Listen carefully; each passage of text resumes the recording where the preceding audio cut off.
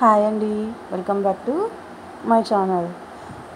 నేను ఇందాక షార్ట్ వీడియోలో చెప్పాను కదా, అమ్మవారిని చూపిస్తూ అదే 102 గోత్రాల వారిది.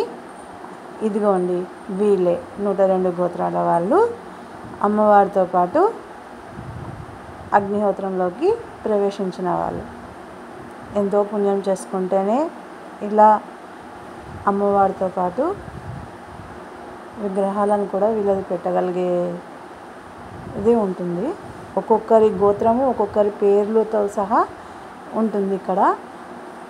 అదొక్కటే కాకుండా మనం ఇంకా వాళ్ళ పూర్వీకుల గోత్రాలు కూడా ఉంటాయి కదా, అవి కూడా ఉన్నాయి దీంట్లో.